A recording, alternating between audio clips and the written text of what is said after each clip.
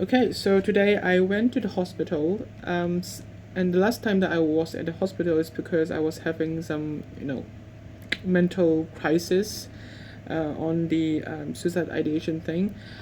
But this time I returned to see the doctor again, and this time I got a referral letter to the gender identity clinic this time, um, which is a progress that I've never thought that I would got. But like, of course, I knew that the queuing line is so long for us in Hong Kong.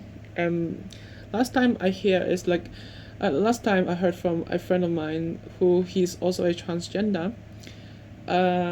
transgender man, but he said like it required at least like 7 years for the first appointment, which is like so long.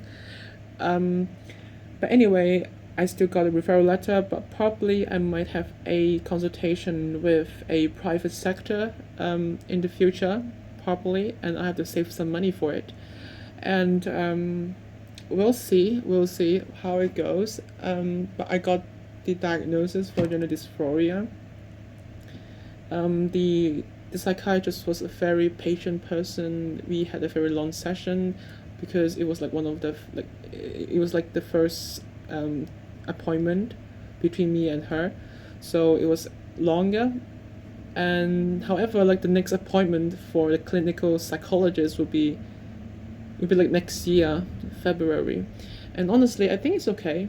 I think it's okay. Like she did recommended that we she did recommended that for my case it would be important to have like a long term kind of a like service to have a like mental check, you know, like what happened this couple of months. It's a bit more acute because a lot of things happen all at once, and it can be very overwhelming.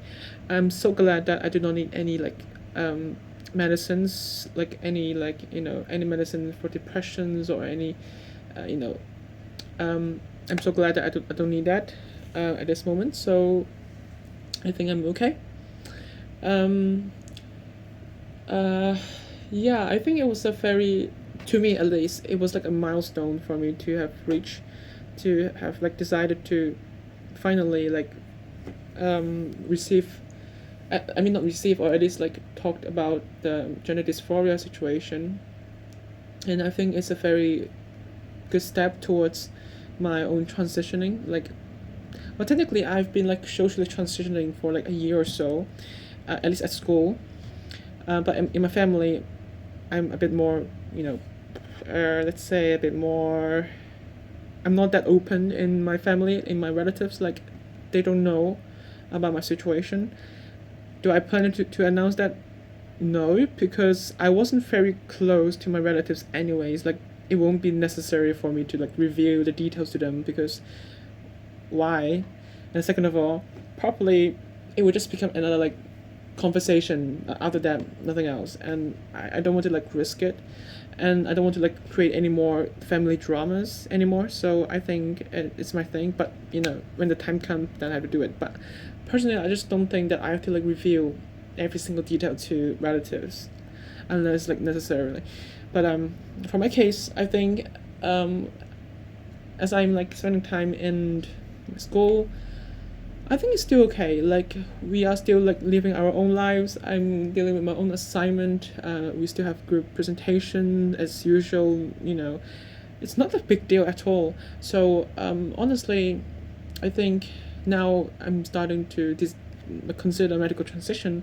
I think it would be something that I should do it. Especially now, I'm starting to realize that I have free will, and life is short, and people at the end of the day don't really care about you because everyone is doing their own thing, you know. And if you want to live a life that you wanted, you don't self-abandon yourself. Of course, at the same time, you don't affect other people's life. But the thing is that what I know is that like me and my family, we live a very separate life. At this point, we do not really interact a lot, but we still have I mean, it's not like that we won't affect each other, but it's just like it's so minimal, and I don't want to just be the person like, oh, you're so awesome that you sacrifice yourself for the family. I think it's just bullshit. You know, like, because at the end of the day they won't notice it. It happens to my siblings too. Like, they try to do that, but at the end of the day, not even mom, dad appreciate it. Like, they're still doing their own things. So I think now I'm the youngest one. I think I should take the opportunity to learn this lesson faster. That if you really want to live authentically, live the life that you wanted, then you have to not self-abandon yourself. So I believe now I went to the hospital, no matter what it is, like, it doesn't have to be about gender thing. Like, it can be my career choice or my academic choice. And honestly, I think as long you're moving forward and you're living a life according to your values, of course it has to be adjusted, but not based on people's opinion, or you rely on external validation. I think it will be a more healthier thing for me to do. So I will see what I can do in the future, and it'll be a very, very fascinating years in the couple future, because I think I've trying to overcome a lot of thing, but we'll see. I think it'll be awesome. So this is the end of the video. Bye.